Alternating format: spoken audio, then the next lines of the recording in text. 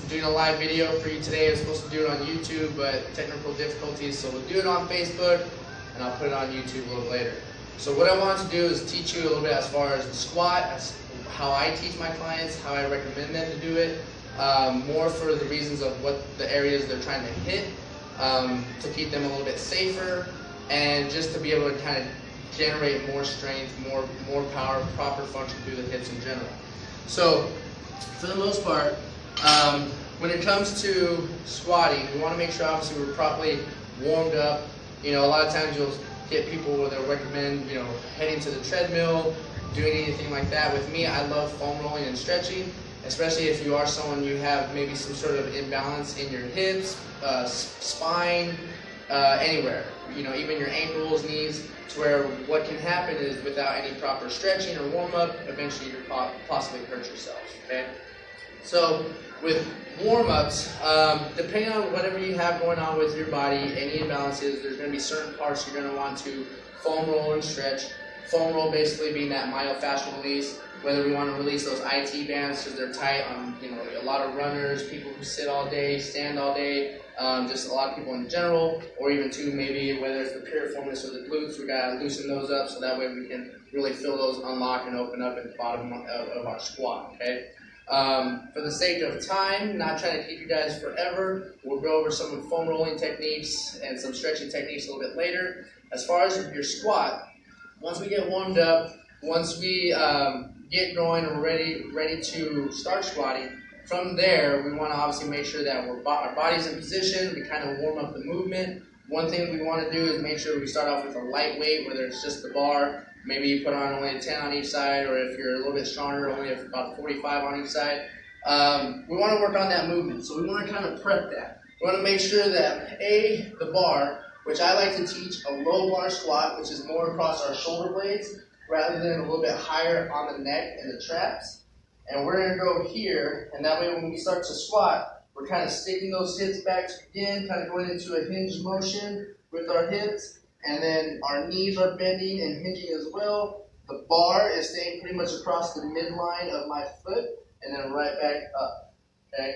Down, boom, right back up. With your stance and your positioning, typically I like to tell my clients to go a little bit wider than they normally would. A lot of times I get people who go about shoulder width apart, and that's totally great. But at the same time, I like to get a little bit wider to make sure we get a little bit more abduction in those thighs and those legs, and then that way too we can definitely make sure we hinge back enough, have a little bit more room, space for our gut and our stomach to be able to keep that hinge motion and keep that back nice and straight in the line.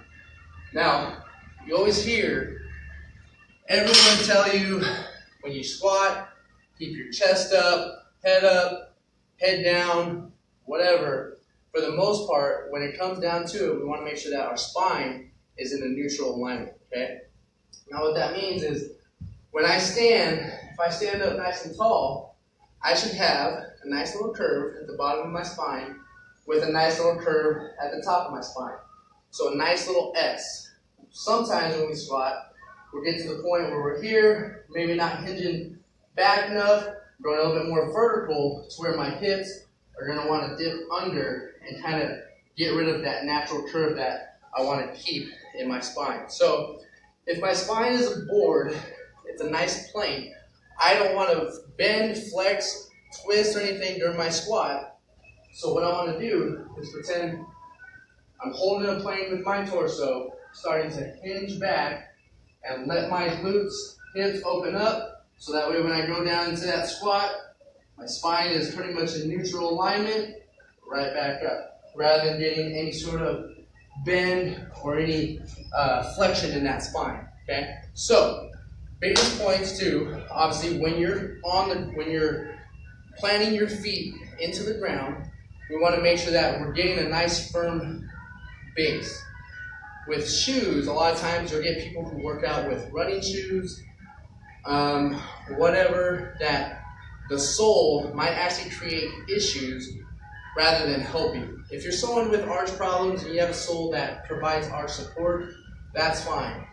But sometimes you'll get someone who will get better results by doing more of a barefoot or shoes off type of squat. So with that being said, if you think about a push-up, when you're doing your push-ups, you're not just pretty much planting your hand into the ground. You're trying to grab a firm grasp of that, so that way, A, you really get a firm grip, you're protecting the wrist, and then ultimately, too, it's better training for the entire system. Now, same thing, too, with your feet. Really focus on trying to use those feet as if they're your hands, grabbing that ground. You get a little bit more of a nice, stable base throughout your entire legs, and you'll tend to feel a little bit more activated as well, rather than just trying to think about it and kind of put all of your weight on your heels, which is what you're told, but at the same time, we got to still use the rest of your foot for a nice grip, balance, protect the ankles, things like that. So when we do a squat, we're trying to get a nice firm grip. One thing I like to do is imagine we're taking that ground, kind of pushing it out with our feet. That way we get a little bit of our glutes and piriformis to activate. That way we go into that squat, knees stay nice and wide, pointing in the same direction as my toes. No cave in, no extreme flare out, just nice and balanced, and then right back up. So nice neutral alignment, parallel alignment with my thighs and my feet, and with my spine and my back. Nice neutral alignment there. Now with your thigh bone, you typically want to get that to the point where it's about 90 degrees with the ground, and then right back up. Okay?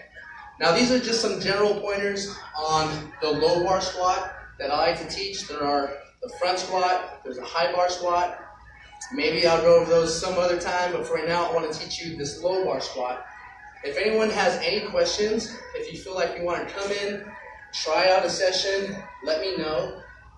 Definitely do a lot of this here in the Gilbert location at the garage in Gilbert, Arizona. At the same time, feel free to visit WinnersMakeCommitments.com. Book a free trial workout. Let me know how the squats work for you, and hopefully I'll see you sometime soon.